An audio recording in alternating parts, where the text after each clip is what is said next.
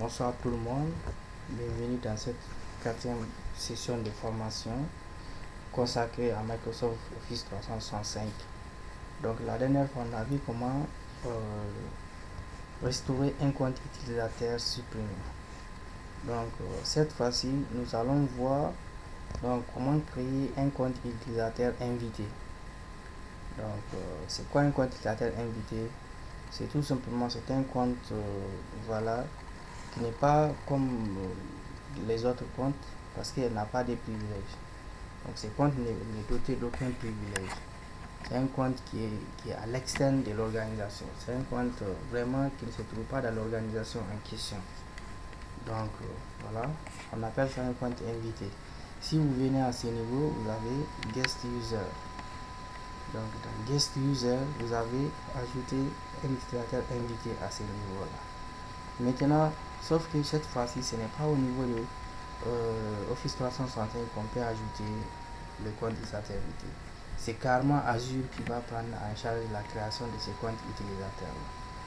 Donc, vous n'avez qu'à cliquer sur Ajouter un utilisateur invité et une nouvelle fenêtre va s'ouvrir. Donc, on vous demande ici, il faut savoir que Office 365, par défaut, l'authentification à 2 facteurs est activée. Donc, voilà, à vous d'aller dans les paramètres et trouver les paramètres de votre organisation et essayer de désactiver ça. Si vous ne désactivez pas, ils vont vous forcer à mettre un numéro de téléphone. Donc ici, moi j'ai dit d'ignorer, donc avant que cela ne soit obligatoire pour 14 jours. J'ignore, après je continue. Un instant, ça va tourner, après ça va passer. Ok, donc à ce niveau, vous avez deux options. Soit vous créez un utilisateur, comme un utilisateur ordinaire, comme tous les autres utilisateurs de l'organisation, ou vous invitez un utilisateur d'une autre entreprise, donc différent de votre entreprise. Donc nous, c'est ce qu'on va créer. On vient à ce niveau, utilisateur, donc on dit de donner un nom, donc le prénom. Ici, je vais mettre par exemple le nom qu'on va donner. Bon, pourquoi pas prendre ce qui est là, parce que liste,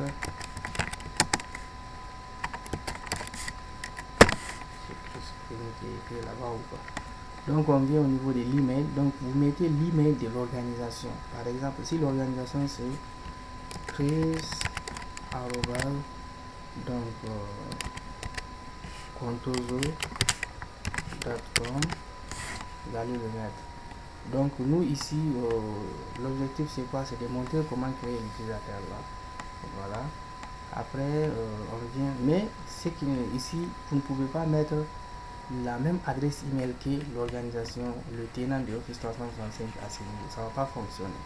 Vous devez obligatoirement mettre une adresse email qui montre que l'utilisateur là n'est pas dans l'entreprise. Donc voilà. Après, donc prénom. Ici, ça c'est nom, prénom. Voilà. C'est tout ce que je peux mettre ici. Ça c'est le nom complet. Maintenant je peux mettre ici par exemple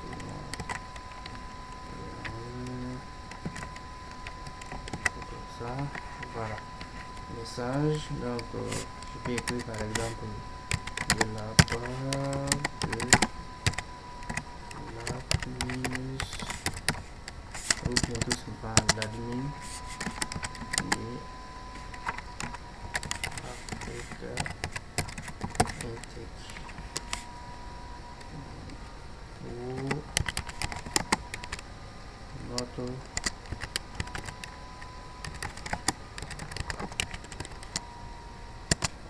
rencontre sur un team. Merci.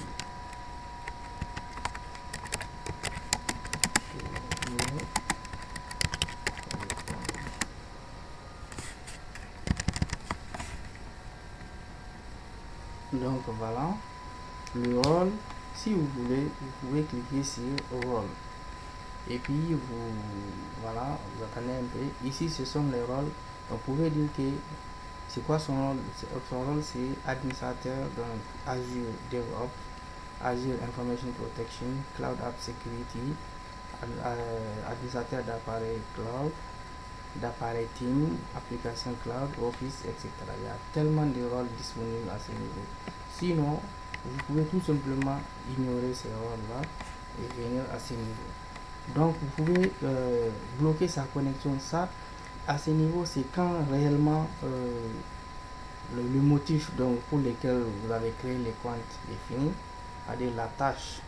Donc, si c'est réellement fini, il a fini d'exécuter cette tâche-là, vous pouvez bloquer sa connexion pour qu'il n'ait plus accès donc, à votre entreprise.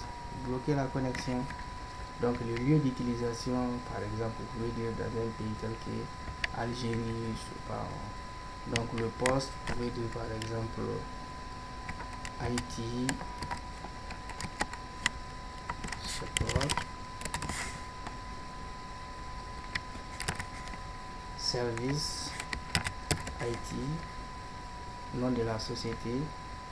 Donc, on peut prendre ici quelque part, ALU, tout simplement. J'ai inventé, voilà. Donc, gestionnaire sélectionné. Donc, ici, on va pas rentrer trop dans les détails. Après, on clique sur inviter. Donc, vous attendez un peu pendant la création donc, de ce compte utilisateur là. Voilà. L'utilisateur Chris Green a été invité avec succès. En principe, il devrait recevoir une notification sur l'adresse email qu'on a insérée. Donc, l'utilisateur là doit recevoir une notification à ce niveau. Donc, sur sa boîte mail. Voilà. Donc, voici le compte qui a été créé. C'est un compte invité, tout simplement. Donc, nous sommes dans les paramètres de ce compte. Voilà. Donc, vous pouvez voir son groupe, le groupe dans lequel il se trouve. Donc, l'email, vous avez ici l'email Chris, donc contoso.com, Africa Intech. Donc, c'est voilà, les informations concernant donc l'adresse email par rapport à l'utilisateur.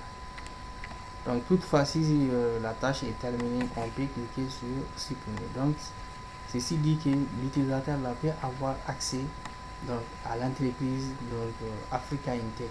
Toutefois qu'elle se connecte à Office 365, donc accéder à certaines informations, mais pas totalement, parce qu'il n'a aucun rôle. C'est juste un utilisateur invité, tout simplement. Il ne dispose d'aucun rôle. C'est ce qu'il faut comprendre. Voilà. Donc, nous avons terminé cette tâche. Voilà. La prochaine fois, nous allons parler sur les contacts. Donc, ici, vous avez les contacts. Donc, pour finaliser l'option user, donc les utilisateurs. Merci, à la prochaine fois.